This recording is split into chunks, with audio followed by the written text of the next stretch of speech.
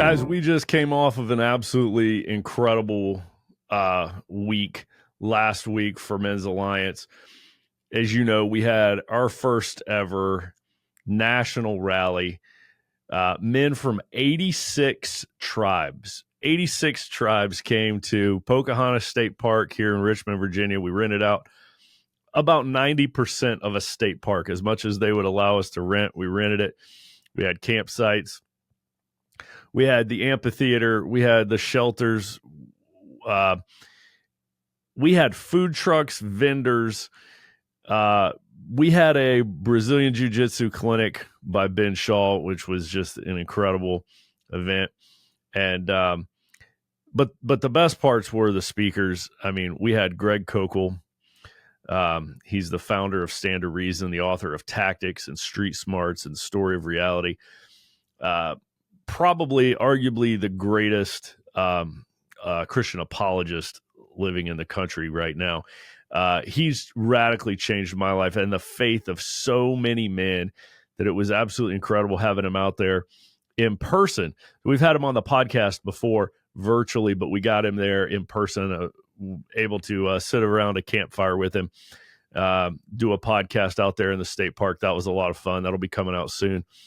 Found out he's actually a cigar smoker. I would not have guessed Greg Koukl was, but then again, I don't really know him personally. So found out not only is Greg Koukl a cigar aficionado, he said every guy in Stand to Reason is a cigar smoker. So hats off to Stand to Reason. I sent Greg back with one of our tribe cigars. That's right. Men's Alliance has their own cigars. We sent Greg back with a tribe cigar. And love to sit around and have a smoke with the rest of the Stand to Reason team in the future. Also, we had Stephen Mansfield there. Stephen Mansfield, New York Times best-selling author. He's written dozens and dozens of books. He writes on things from biblical masculinity. He has the Great Man podcast. He also does a lot of political work. And he is the author of Building Your Band of Brothers, Men on Fire, Mansfield's Book of Manly Men, and he is the author of In Search of God and Guinness, which is a great history of Arthur Guinness and the beer named for him. And also, it's just a history of beer and the church, and some cool stuff about how Martin Luther, his wife, was a brewmaster. And we have letters, from Martin Luther when he would go travel and speak at different places, writing letters back to his wife with the orders of kegs of this type of beer and this type of beer to send to this church and to send to this church. Fascinating book. We were able to listen to Stephen Mansfield talk to us about noble manhood, and even able to have a Guinness with him and a cigar as well. So that was cool. Ben Shaw, as I mentioned earlier, did one of the coolest things from the stage for Christian apologetics I've ever seen. He walked off a timeline across the stage of the early manuscripts of the New Testament and putting that in perspective with other ancient writings, the works, the two written works we have on Alexander the Great, and some other historical works like that. He was talking about, he walked them off on his timeline across the stage, off the stage and clear across the amphitheater, showing the length of time between those early writings and their actual events. It brought to life in such a visual way the historicity, the reliability, the earliness of our New Testament manuscripts, making it just laughable when you hear people like Bill Maher and others saying things like the Gospels were written much later after Jesus's death. People like that don't know what they're talking about, honestly. They were all written within the lifetime of the eyewitnesses. Like, people think 20 years is a long time. Like, oh, those weren't written until 20 years later. 20 years is like hot off the press when it comes to historical writings. It was really cool to hear him put into words the fact, the idea, the realization that there is less written about Caesar, the Caesar of Rome, Tiberius. There's less written on him than on a Jewish carpenter he had executed, Jesus. Just an incredible time. One of the most rewarding parts of the rally weekend for me was Saturday night. I stopped by a friend's campsite. It had been raining off and on, and but campsites still had fires going and lights on and lanterns, and I just went walking from my campsite over to one across from me, and pulled up there at their campsite. They were talking, having great conversation, having some cigars. They offered me one. I sat down and joined them. Come to find out, one of the men at that campsite had made the decision right then and there that night to give his life to Christ based on what he had heard that day from Ben Shaw, Greg Koukl, and Stephen Mansfield. He said this. He said, every one of my objections I have had to Christianity was answered one by each of those men today. Just incredible testimony for the weekend. He said, I would hear one of them speak and it would answer some of my questions. And then I would be thinking, yeah, but what about this other one? And the next speaker would get up and he would address that. And he was like, man, I realized like these men were speaking directly to me. God brought them directly to me. That man gave his life to Christ that night in Pocahontas State Park over a cigar, and we baptized him the next morning. And this was such a incredible event. Sunday morning, Men's Alliance, we did something we've never done before. We had our first church service. And as you all know, at a weekly Men's Alliance tribe, we don't sing songs. We certainly don't do things like communion or baptism. We leave that stuff for Sunday morning in the church. Men's Alliance is just the workout, the Devo around the fire. But at our national rally, that wasn't a tribe meeting. That was a Sunday experience. And I'll tell you what, we sang some great old hymns. We sang God Bless America.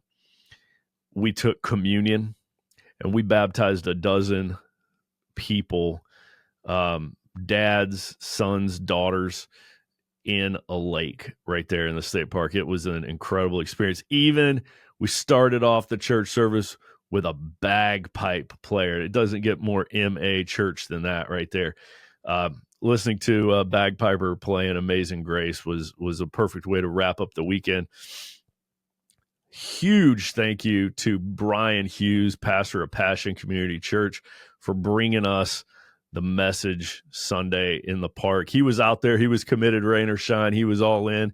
And turns out, as God so often does in MA, the clouds parted, the rain stopped.